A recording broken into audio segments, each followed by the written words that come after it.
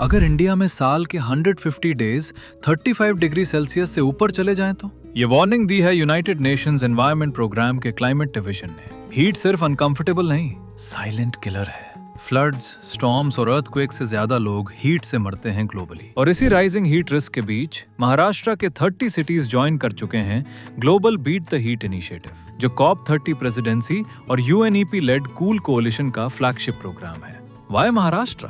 Official data के मुताबिक 15 districts are experiencing acute or severe heat stress. 10 districts are experiencing extreme heat stress. Urban heat island effect. Concrete, traffic, come green cover cities को और ज्यादा गर्म बना देता है। कौन कौन से सिटीज?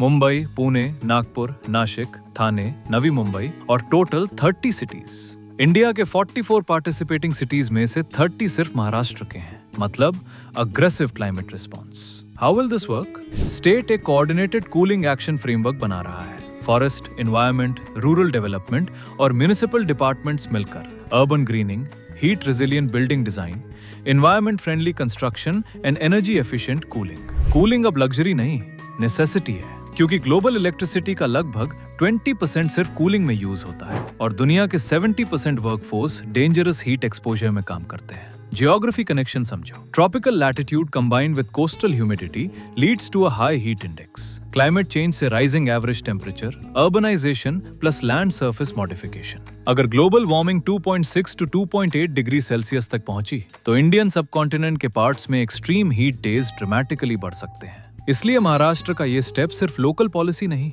ये अर्बन क्लाइमेट अडेप्टेशन का मॉडल बन सकता है। यूपीएससी के लिए keywords: urban heat island, heat action plan, climate resilience, sustainable urban planning. Future Wars पानी पर नहीं, शायद सर्वाइवल अगेंस्ट हीट पर हो।